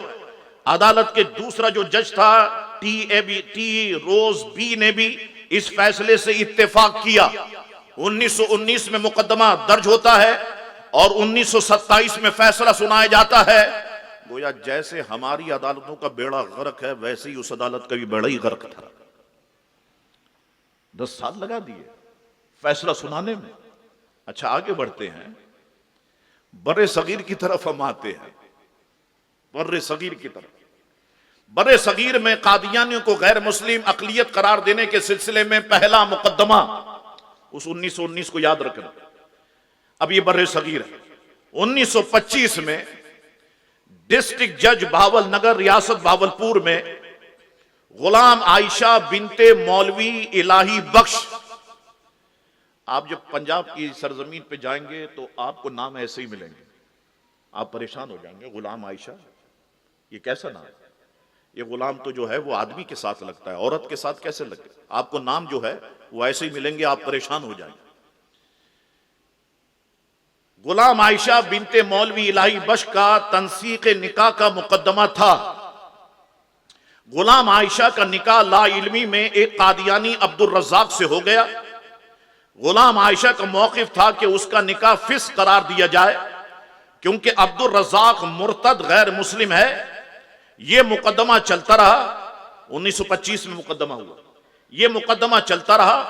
7 फरवरी 1935 को अदालत ने फैसला दिया, चूंकि मुद्दा अले अब्दुल रज़्ज़ाक कादियानी मुर्तद हो चुका है, इसलिए इर्तिदाद की वजह से निकाह फिस्क करार दिया जाए। गोया बर्रे सगीर की अदालतों का भी बेड़ा ही गर्क था। वो 10 साल तो तुमने उस औरत के निकाल दिए जिंदगी के, 10 साल के बाद फैसला सुनाते हो। इसलिए तो कहता हूं, पाकिस्तान में मुस्तफा करीम अलैहिस्सलाम का निजाम नाफिज करो। एक हफ्ते में फैसला नहीं मिले, मेरा नाम तब्दील कर देना।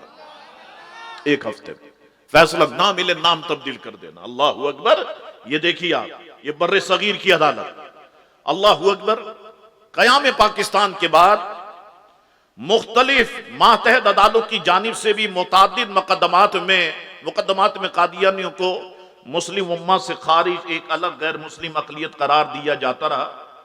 Balochistan high court, Lahore high court, Sindh high court, supreme court में मुख्तलिफ मुकदमात में कादियानियों को गैर मुस्लिम करार दिया गया। अल्लाहु अकबर। ये सारी बातें आपके सामने मौजूद हैं। अब बातें तो बहुत सारी है जो आपसे करनी है, लेकिन वक्त भी जो है वो बड़ी तेजी से आगे बढ़ रहा है। 1:20 इसको हो चुके हैं। मैं आपको बताऊं दोस्तों, ये जिसको नबी मानते हैं मिर्जा को, इसका जाती किरदार इस कदर मुज़हका खैज है कि इसे नबी तो क्या, एक शरीफ आदमी कहना भी शराफत की तौहीन है। गलाजत का ढेर मिर्जा और उसके मानने वाले। अल्लाहु अकबर। मैं सबसे पहले आपको बताऊं, आखिरी बातें हैं और फिर दूसरी कॉन्फ्रेंस होगी तो वहां मैं वो बातें अर्ज कर दूंगा जो मैंने यहां पर रोकी हैं। मिर्जा की तारीख पैदाइश, ये एक बड़ा लतीफा है। आप सुनेंगे तो आप भी हंसेंगे। पहले मैं नाम बता दूं, सीरतुल महदी जिल्द 2 सफा नंबर 150, मिर्जा बशीर अहमद MA उसका बेटा, उसने लिखी, अपने बाप के नाम की सीरत लिखी। सीरतुल महदी जिल्द 3 सफा नंबर 76, सीरतुल महदी जिल्द 3 सफा नंबर 74, सीरतुल महदी जिल्द 3 सफा नंबर 302, सीरतुल महदी जिल्द 3 सफा नंबर 194। सुनिए आप। मिर्जा कादियानी अपनी पैदाइश के बारे में लिखता है कि मेरी पैदाइश 1839 या 1840 में सिखों के आखिरी वक्त में हुई। हम तो पहले ही कह रहे हैं ये किसी मुसलमान का काम हो ही नहीं सकता। हम तो पहले ही कह रहे हैं नबी से गद्दारी करने वाला हलाली हो सकता है, हम तो पहले ही कह रहे हैं। तो सिखों के आखिरी वक्त में हुई और मैं 1857 में 16 बरस या 17 बरस का था। अभी मेरी दाढ़ी मूछे नहीं आई थी। अब बात हो गई ना, मिर्जा ने खुद कह दिया कि 1839 या 1840 में मेरी पैदाइश हुई। दूसरी बात, लेकिन बाद में इनके खानदान के अफराद में इनके साले विलादत के बारे में इख्तिलाफ पैदा हो गया। इस मलून के बेटे मिर्जा बशीर, जो उसका सवाने निगार और सीरतुल महदी का मुसन्निफ है, उसके पहले नजरिए के मुताबिक साले विलादत 1836 या 1837 हो सकता है। बाप कह रहा है कि मैं 1839 या 40 में पैदा हुआ। बेटा कह रहा है कि मेरा बाप 1836 या 1837 में पैदा हुआ। तीसरा कौल, बस 13 फरवरी 1835 बामुताबिक 14 शव्वाल 1250 हिजरी बरोज जुमे वाली तारीख सही करार पाई। 39, 40, 36, 37, 35। चौथा कौल, एक तखमीने के मुताबिक साले विलादत 1831 हो सकता है। नंबर 5, मेराज दीन ने तारीख विलादत 17 फरवरी 1832 मुकर्रर की है। ये मेराज दीन कौन है जो तेरे बाप की तारीख विलादत मुकर्रर कर रहा है? मेरी माएं बहनें बैठी हुई ना होती तो मैं वो हाल करता कि तुम याद रखते मुझे, लेकिन चूंकि मेरी माएं बैठी हुई हैं इसलिए मैं अल्फाज नहीं बोलूंगा, वरना मैं फिर दूसरे अंदाज से चलता। मेराज दिन ने तारीख विलादत 17 फरवरी 1832 मुकर्रर की है। छठी बात, जबकि दीगर 1833 या 1834 को साले विलादत करार देते हैं। ये तो बिल्कुल वही हो गया, मां का नाम जुम्मन बाई, बाप का नाम पूरा मोहल्ला। ये तमाशा, मिर्जा की तारीख पैदाइश इन उल्लू के पट्टों को पता ही नहीं है और ये लगे हुए इस बहस में। अच्छा और सुनो, इसके आप काम तो सुने। किताब का नाम तरियाकुल कुलूब है, सफा नंबर 351 है। मिर्जा कहता है मेरे साथ एक लड़की पैदा हुई थी, इसी के अल्फाज, जिसका नाम जन्नत था। पहले वो लड़की पेट से निकली थी, उसके बाद मैं निकला था। मेरे बाद मेरे वालिदैन के घर में कोई लड़का और लड़की पैदा नहीं हुए। जाहिर सी बात है, सोचा होगा जब पहले काम का अंजाम इतना बुरा है तो आगे रिस्क क्यों ले, कि तो पैदा नहीं हुआ। अच्छा अब मैं आपको बताऊं, मिर्जा कहने लगा मुझ पर वही नाजिल होती है, वही नाजिल होती है, मैं नबी हूं, मुझ पे वही नाजिल होती है। मेरे आका करीम अलैहिस्सलाम पर वही नाजिल होती है, या अय्युहन नबिय्यु इन्ना अर्सलनाका शाहिदम व मुबश्शिरम व नज़ीरा। मेरे आका पर वही नाजिल होती है, लक़द जाअकुम रसूलुम मिन अनफुसिकुम। मेरे आका पे वही नाजिल होती है, क़द जाअकुम बुरहानुम मिन रब्बिकुम। अल्लाह अकबर, ये है ना वही का अंदाज।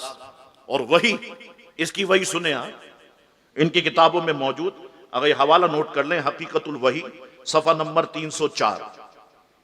पहली वही परेश,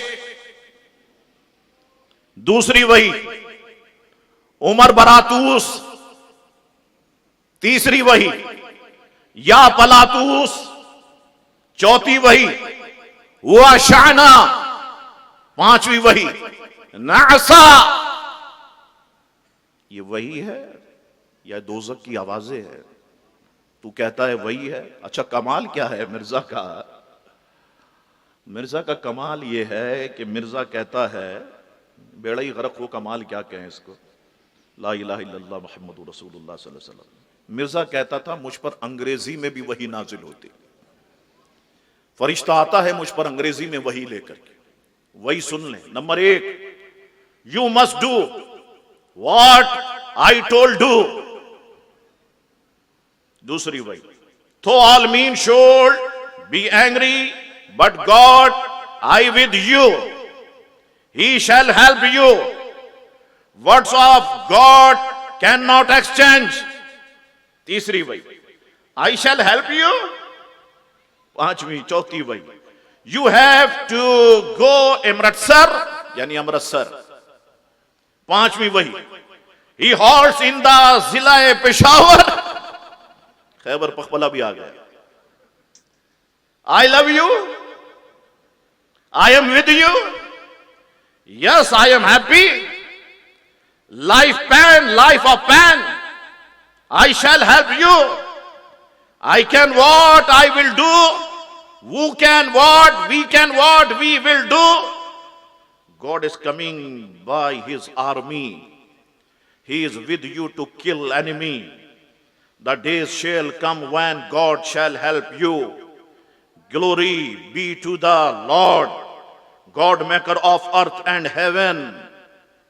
ये है जब मिर्जा की वहियों का हाल कि मुझ पर अंग्रेजी में भी वही नाजिल होती है।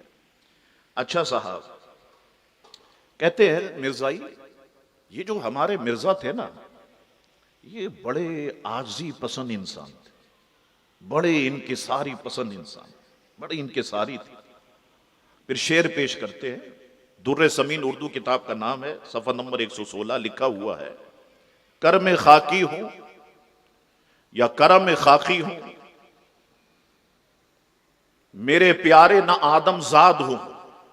शेर सुने आप, करम खाकी हूं, मेरे प्यारे ना आदम जाद हूं बशर की जाए नफरत और इंसानों की आर हूं।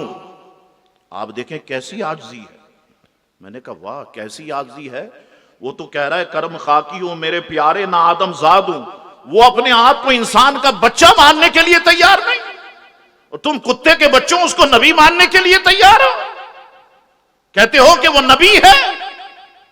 अल्लाह अकबर। बहरहाल जहन्नम का इतना बड़ा प्लाट है, अल्लाह ने उसे भरना तो है, और वो ऐसे लोगों से भरे जाएंगे। तो अल्लाह तबारक व तआला हमारे ईमान की जो है वो हिफाजत फरमाए। अल्लाह अकबर। अब मैं आपको बताऊं, ये सुप्रीम कोर्ट का जो फैसला आया, और इस पर तमाम मकातिब फिक्र ने अल्हम्दुलिल्लाह इस पर सदा एहतजाज बुलंद करी, और असम्बली के अंदर इस पर मेम्बरान ने बड़ी सख्त तकारीर करी, और इसको वापस एक कमेटी कायम की गई, और उस कमेटी में कहा गया कि इसको वापस सुप्रीम कोर्ट भेजा जाए। अभी जब मैं आ रहा था तो मैंने सुना एक क्लिप के वो दोबारा से सुप्रीम कोर्ट जो है वो पहुंचने वाला है, ताकि जहां जहां पर गलतियां हुई हैं उन गलतियों को दुरुस्त किया जाए। तो ये अंग्रेजी जुबान में भी मेरे पास है, उर्दू जुबान में भी मेरे पास है, और उलमा किराम ने इस पर सख्त एहतजाज बुलंद किया, सुन्नियों ने सख्त एहतजाज बुलंद किया, दूसरे मसालिक के लोगों ने भी जो है इस पर सख्त एहतजाज बुलंद किया। तो अब ये दोबारा से अदालत में आने वाला है। आप दुआ करें कि अल्लाह तबारक व तआला सारे मुसलमानों को इसमें कामयाबी व कामरानी अता फरमाए। अच्छा, बिल पेश किया गया, एक सूबाई असम्बली पंजाब में पेश करने के लिए एक बिल है, ये नेट पर मौजूद है। दूसरा कौमी असम्बली पाकिस्तान में पेश करने के लिए एक बिल है, ये मेरे सामने मौजूद है, और दोनों सेम है, दोनों के अंदर कोई फर्क नहीं है। लेकिन इसको जानना और सुनना थोड़ा सा मैं बता देता हूं, आप लोगों के लिए और मेरे लिए बहुत जरूरी है। मैं आपको पढ़ के सुना देता हूं। मजमूए ताजीरात पाकिस्तान एक्ट नंबर या ACT नंबर चलो कह लेते हैं, XLV ऑफ 1860 में मजीद तरमीम करने के लिए, अभी 1860 में मजीद तरमीम की जाएगी। अब मैं आपको बता देता हूं, इसमें 295D 295C पाकिस्तान की दिफा, 295C जिसमें गुस्ताखे रसूल की सजा मौत है, आपको पता है। अल्हम्दुलिल्लाह इसमें बड़ा किरदार मेरे वालिद मोहतरम अलैहि रहमा ने अदा किया।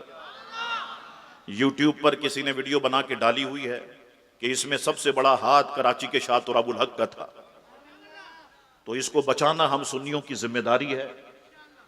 और बाज लोग जो कहते हैं हम पाकिस्तान को पैसा देंगे तो इस शर्त पे देंगे कि 295C को खत्म कर दिया जाए, तो ये भी पाकिस्तान में एक आग लगाने वाली बात है।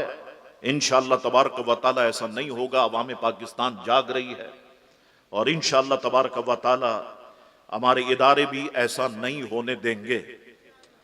अच्छा, अब ये था साहब 295 के बाद दिफात 295D और E 295 का इजाफा 295D।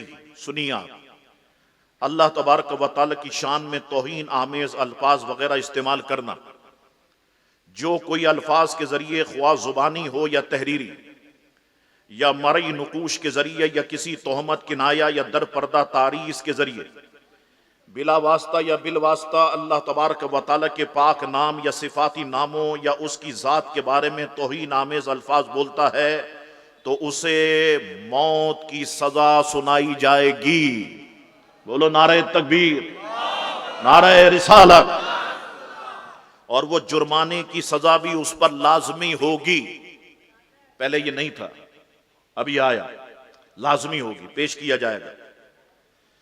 295E मुसलमान का मुर्तद होना या ऐसा कलाम करना जो इर्तिदाद का बाइस हो, यह हेडिंग है।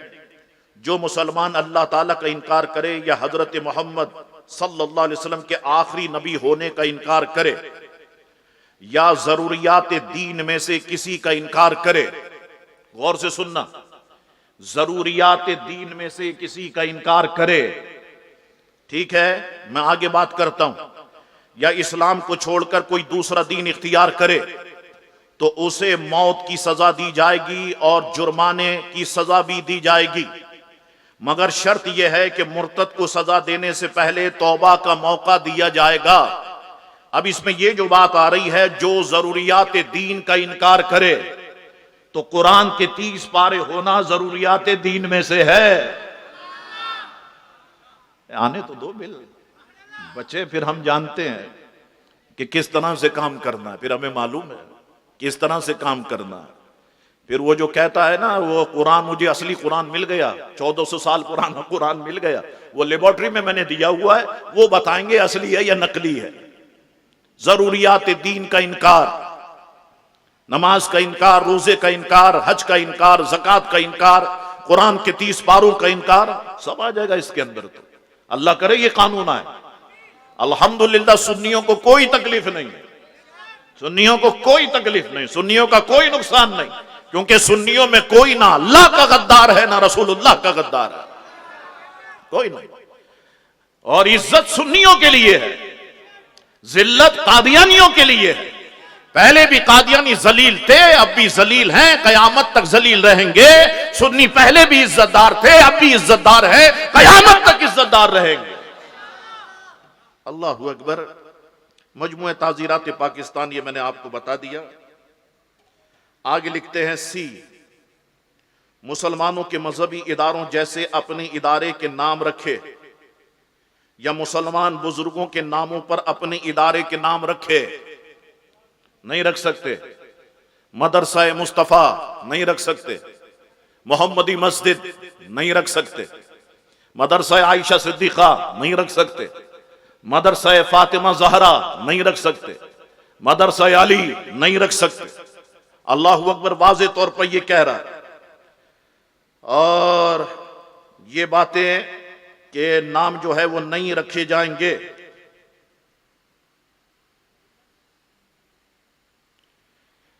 दिफा 298 की तमाम झैली दिफात में जिक्र किए गए तमाम जराइम का इर्तिकाब, अब सुन लीजिए जिस पर झगड़ा हो रहा था। दिफा 298 की तमाम झैली दिफात में जिक्र किए गए तमाम जराइम का इर्तिकाब अवामी और निजी मकामात पर यकसा ममनू है, नीज इनकी सजा भी यकसा है। वो पहले कहा गया ना, 4 दीवारी में जो करना चाहे वो करें। अब ये बिल आ गया साहब, अब ये जाएगा, अल्लाह करे ये पास हो जाए, ये 4 दीवारी में भी इंशाअल्लाह ताला कुछ नहीं कर सकेंगे। तो सुन्नी मुसलमानों, ये बातें और भी बहुत सारी बातें मैं आपको बता देता हूं। एक और बात आपको बताता हूं, ये आपको पता है ना, यहां पर बैठे बैठे किसी ना किसी को चुल जरूर होती है, तो कीड़े निकालने का भी एक अस्पताल होना चाहिए, नहीं तो हमको खुद बनाना पड़ेगा। बैठे बैठे कीड़ा उछला, हुक्मरानों को पता नहीं किसको उछला, एक बैंक बनाया, वुमेन मिल्क बैंक या ह्यूमन मिल्क बैंक।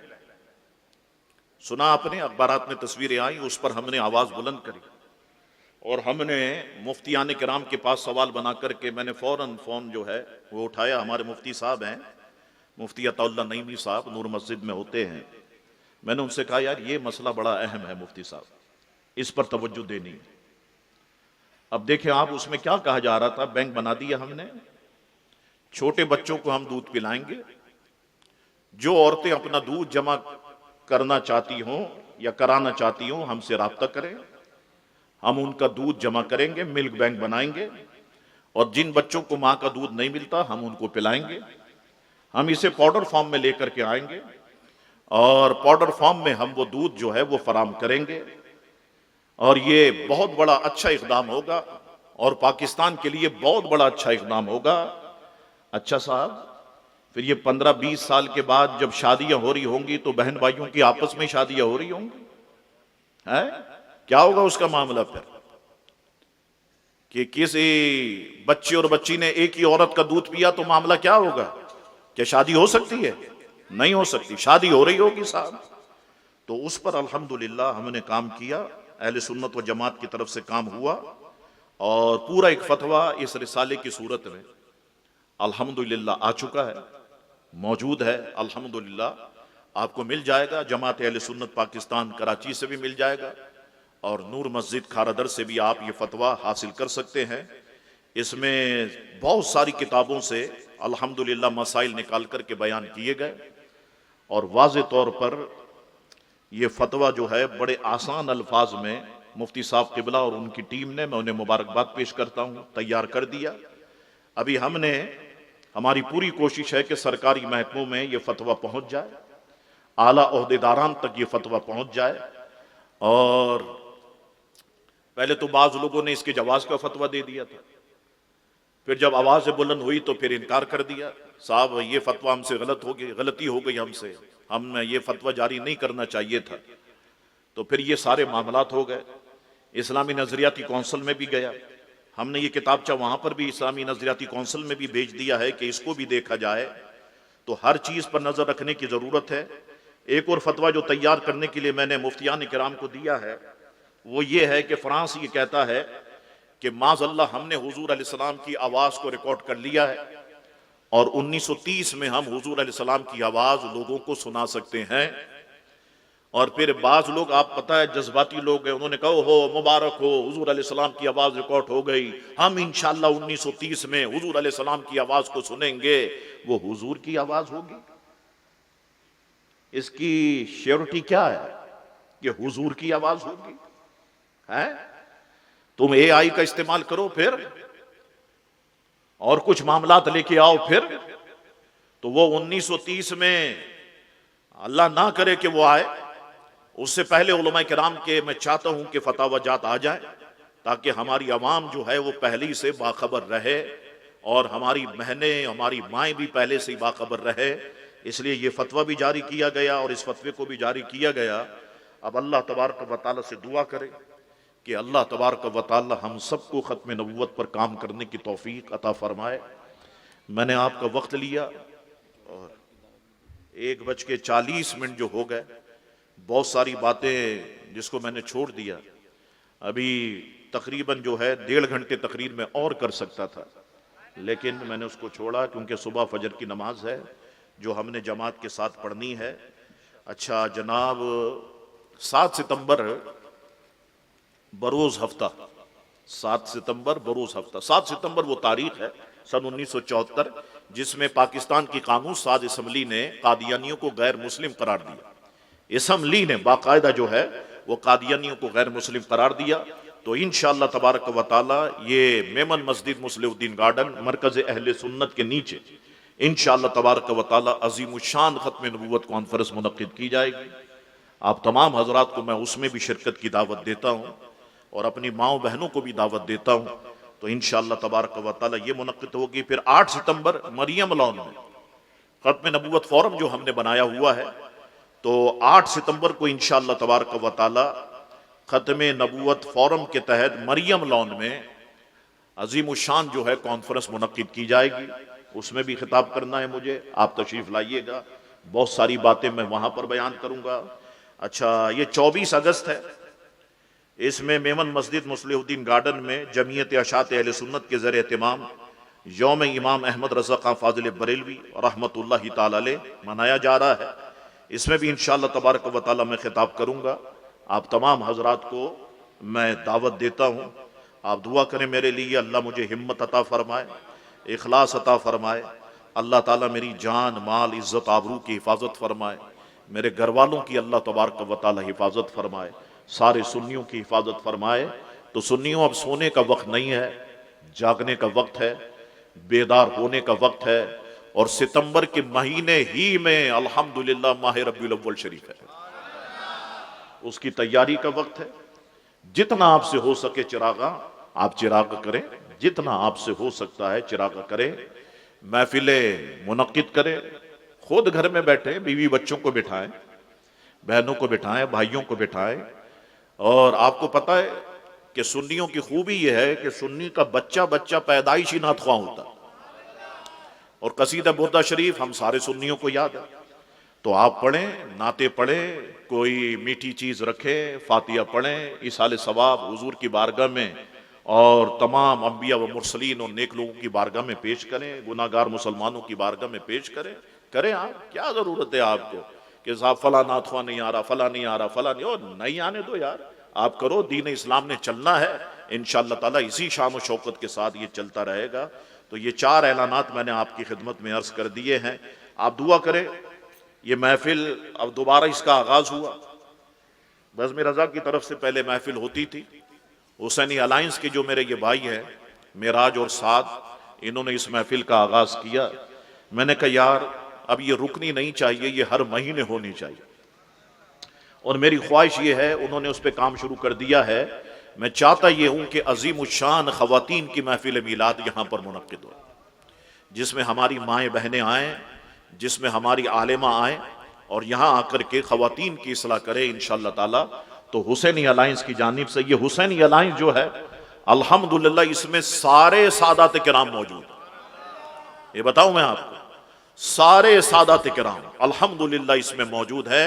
और 1 नंबर सादात, 1 नंबर सादात अल्हम्दुलिल्लाह मौजूद है। 1 नंबर सादात कौन होते हैं? जो अहले बैत पर भी दुरूद भेजते हैं और सहाबा किराम पर भी दुरूद भेजते हैं। ठीक है, तो अल्हम्दुलिल्लाह वो शाख है, सारे के सारे लोग बड़ी मोहब्बत करते हैं। तो इंशाअल्लाह तबारक व तआला इस कॉन्फ्रेंस को भी हम करेंगे। एक हमारे साथी अभी पीछे लगे हुए हैं, शाह साहब, इमाम हसन मुश्तबा कॉन्फ्रेंस होनी चाहिए खारादर में, तो उसको भी हम देखते हैं इंशाअल्लाह तबारक व तआला कि उसको भी करें। बस अब ये सिलसिला रुकना नहीं चाहिए, इस सिलसिले को हमने इसी तरीके से जारी व सारी रखना है। अल्लाह तबारक व तआला मेरी आपकी सबकी हिफाजत फरमाए। व आखिरु दावाना अल्हम्दुलिल्लाहि रब्बिल आलमीन। देखो इंसान हो सकता है अल्फाज कुछ कहना चाहता हूँ, मेरी जुबान से कुछ और निकल गया हो, मुमकिन है। तो मैं अल्लाह की बारगाह में तौबा करने से नहीं शर्माता। मैं तजदीद ईमान के तौर पर हर जलसे में कहता हूँ, हर जुमे में कहता हूँ, मैं तजदीद ईमान के तौर पे पढ़ता हूँ ला इलाहा इल्लल्लाह मुहम्मदुर रसूलुल्लाह सल्लल्लाहु अलैहि वसल्लम। अल्लाह तबारक व तआला ईमान पर जिंदगी नसीब फरमाए और साथ ईमान के कदम रसूलुल्लाह अलैहि सलाम में अल्लाह ताला मौत नसीब फरमाए। व आखिरु दावाना अल्हम्दुलिल्लाहि रब्बिल आलमीन। 2 शेर सलातो व सलाम के होंगे, उसके बाद नियाज का एहतमाम अल्हम्दुलिल्लाह मौजूद है। आप हुसैनी अलायंस के लिए दुआ करें, इन बच्चों के लिए दुआ करें। इंशाअल्लाह ताला इस तरह की महफिलें सजती रहेंगी, हमारी और आपकी मुलाकातें होती रहेंगी इंशाअल्लाह तबारक व तआला।